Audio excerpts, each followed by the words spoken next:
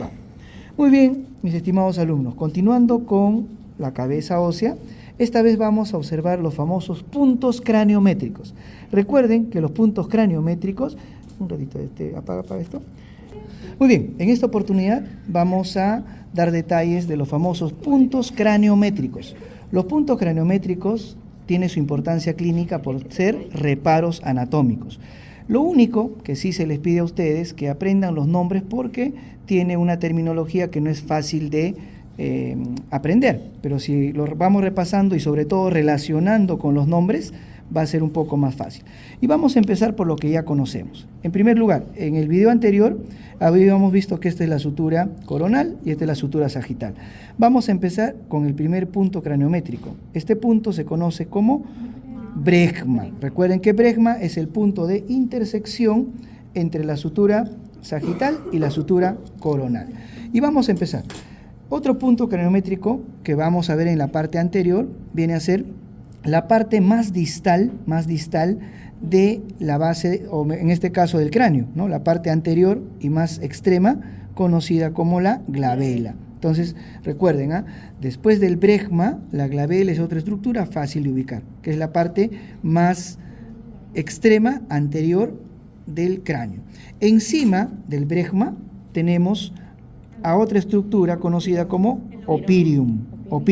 Ahí ya nos vamos complicando un poco, ¿no es cierto? Porque el nombre ya no va a ser tan fácil, incluso hasta la escritura tiene una letra H en medio, es Y, entonces esos detalles, la única forma que ustedes lo puedan aprender es repasando, ¿no? Para eso tienen su libro, tienen este video que también les va a ayudar. Muy bien, debajo de la glabela, relacionado a la nariz, tenemos al famoso nacium. Ese nombrecito sí está fácil de aprender. Nacium, nariz, por ahí se pueden relacionar. Justamente es la zona de articulación. Recuerden que la nariz tiene dos huesos nasales que son huesos pares.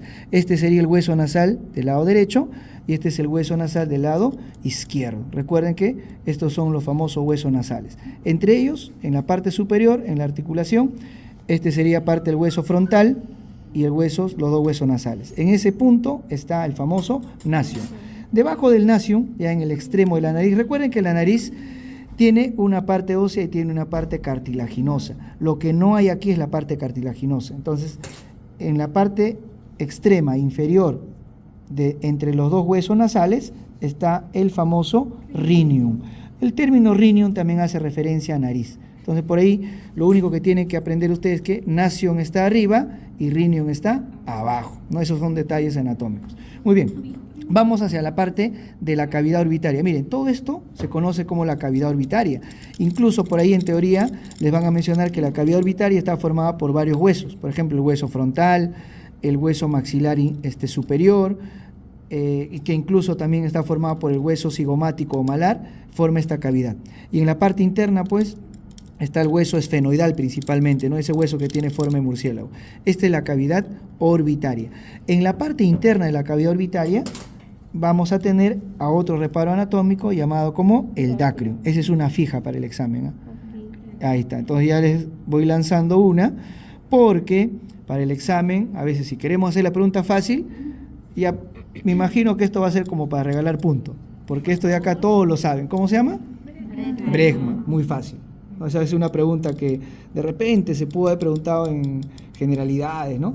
Pero para efectos del examen ya la pregunta va a ser un poco más, digamos, no rebuscada, porque está aquí presente, pero por el nombre y el detalle anatómico. ¿Cómo se llama?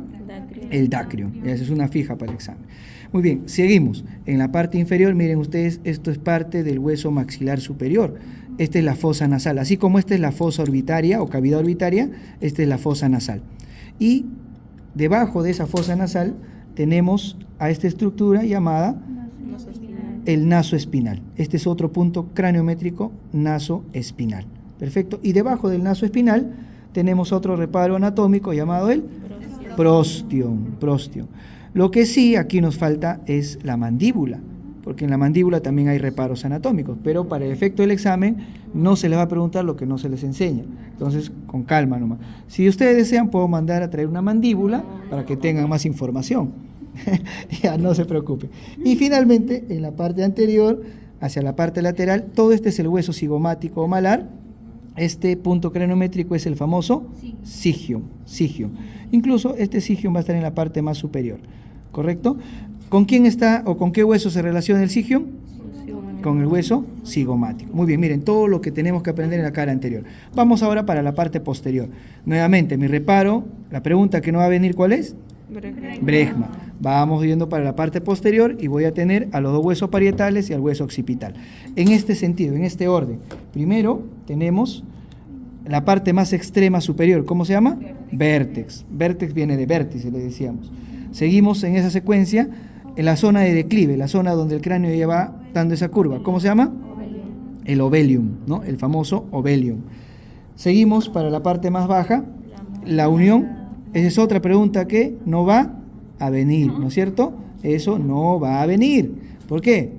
Muy fácil, muy conocido. Pero bueno, si queremos regalar medio punto por ahí, ¿cómo se llama? Lambda, punto craniométrico. La que sí puede ser una fija es este punto. El más, como acá, ¿cuál era el más extremo anterior? La glabela. El más extremo inferior viene a ser el inium. El inium. Entonces, el inium está en la parte posterior y la glabela en la parte anterior. ¿A qué hueso pertenece la glabela? Hueso frontal. ¿A qué hueso pertenece el inium? Acá está este verde que he puesto, es el inium, hueso occipital. Y entre el lambda y el inium hay una zona llamada el... ese, por ejemplo, va a ser una fija, hasta para escribir es difícil. El opistocranium. Opistocranium. Muy bien, mis estimados alumnos. Entonces, en esta entrega han tenido los puntos craniométricos de la parte anterior y de la parte central y posterior de lo que conocemos como la cabeza ósea. Muy bien, en el siguiente video vamos a ver otros detalles. Muchas gracias.